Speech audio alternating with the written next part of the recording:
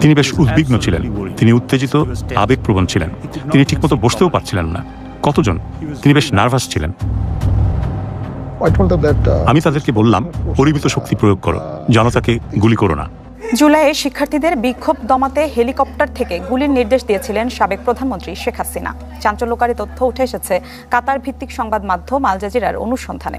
দর্শক, আল জাজিরাতে প্রকাশিত আজকের যে ভিডিওটা আমরা দেখলাম, সেখানে শেখ হাসিনার 36 ডেজ নিয়ে একটি ভিডিও, এবং এই ভিডিওই কি আসলে শেখ হাসিনার কফিনের শেষ পেরেক? দর্শক, শেখ হাসিনার ভয়ঙ্কর অপকর্ম নিয়ে আল জাজিরা বিশেষ এক প্রতিবেদন প্রকাশ করেছে। সেখানে সাক্ষাৎকার দিয়েছেন সেনাপ্রধান ওয়াকারুজ্জামান জানিয়েছেন সেদিন কেন গুলি করেনি সেনাবাহিনী।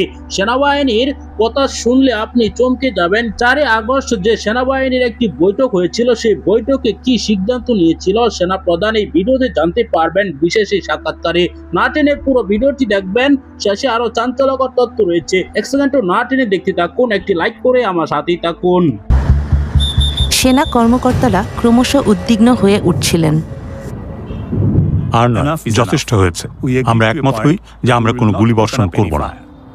সেনাবাহিনীতে কর্মরত এক সেনা কর্মকর্তা আল জাজিরার সাথে কথা বলতে রাজি হন। আমরা তার কণ্ঠস্বরটি বদলে দিয়েছি। যদি গুলির নির্দেশ আসে, আমরা বিট্রে করব, আদেশ অমান্য করব না।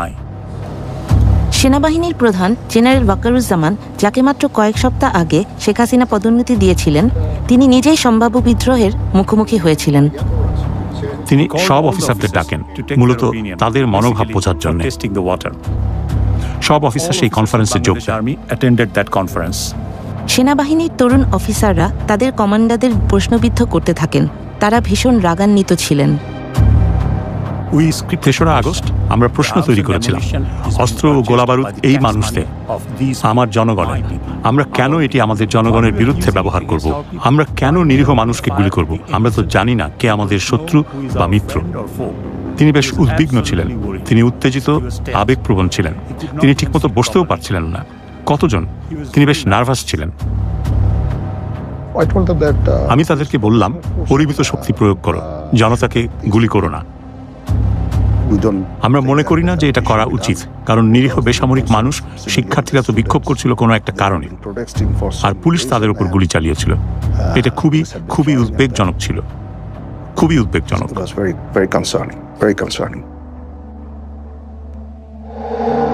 গোপন ফোন রেকর্ড আরও সাক্ষ্য দেয়, শেখ হাসিনার একটি চেইন অফ কমান্ড ছিল।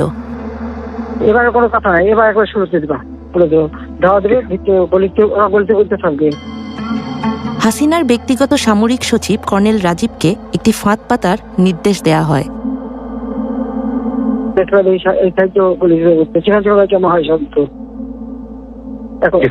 শুধু ওই অল্প জমা থাকলে করতে হবে, তাহলে আসবে না। ঠিক আছে স্যার। 3 তারিখে তিনি আবারও পদত্যাগের কথা বললেন। মানুষ মরছে, মানুষ খুন হচ্ছে। তিনি জানতেন যে তাকে ক্ষমতায় থাকতেই হবে, যাই হোক না কেন।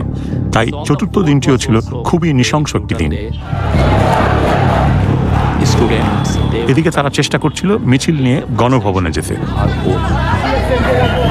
কিন্তু মিছিলকারীরা আগাতে পারছিল না, কেননা পুলিশ সমানে গুলি করে হত্যাযজ্ঞ চালাচ্ছিল।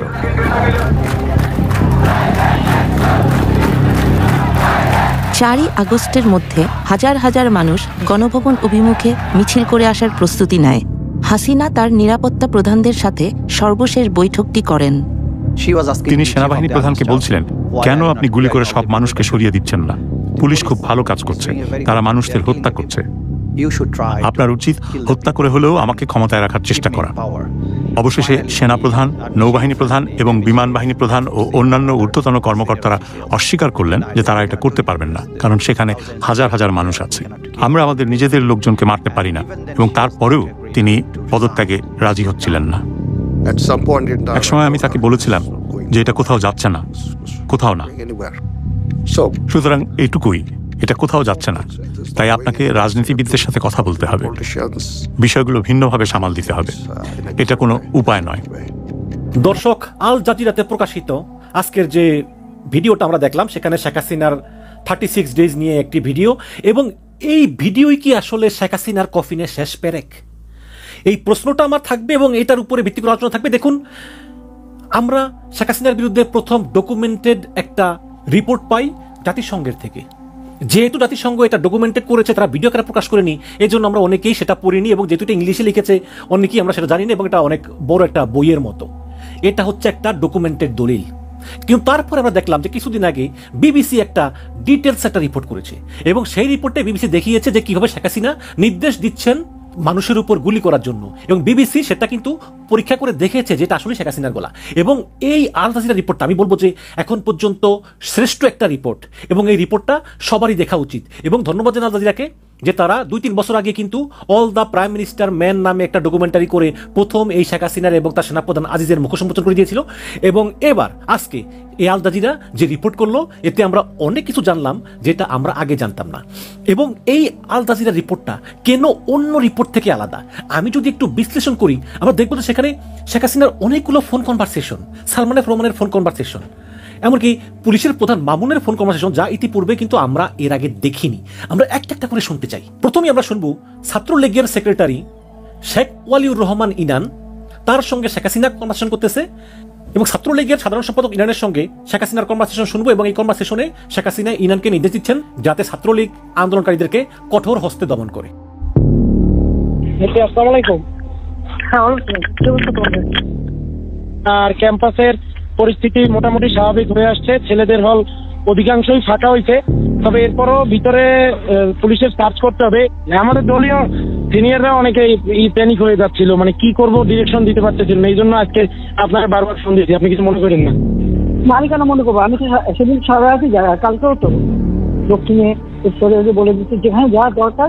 আমি তো বলি স্যার, আমি আমাদের তারা ঘাবড়ায় যায়। আমাদের নেতাকর্মীরা মাঠে ছিল, আপনার নির্দেশনা পাইয়েই সবাই নেমে গেছে। পিছনে তো সবচেয়ে আশঙ্কাজনক হলো যে সব এর পিছনে তো অন্য একটা শ্রেণী কাজ করতেছে দেখে, কারণ আমি ওই যে যারা জঙ্গি সন্ত্রাসী তাদেরকে আমরা কোনো সুযোগই দিতে চাই না। এটাই বেস্ট ডিসিশন হয়েছে, বেস্ট ডিসিশন।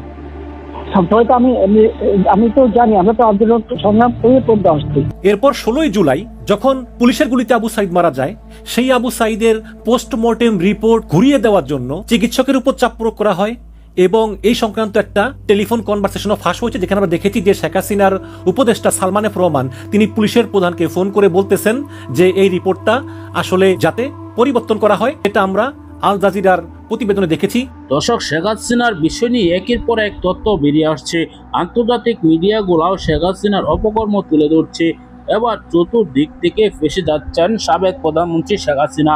জাতিসংঘ কিন্তু প্রমাণ দিয়েছে যে শেখ হাসিনা গণহত্যা চালিয়েছে 5 আগস্ট এমনকি জুলাই মাসে।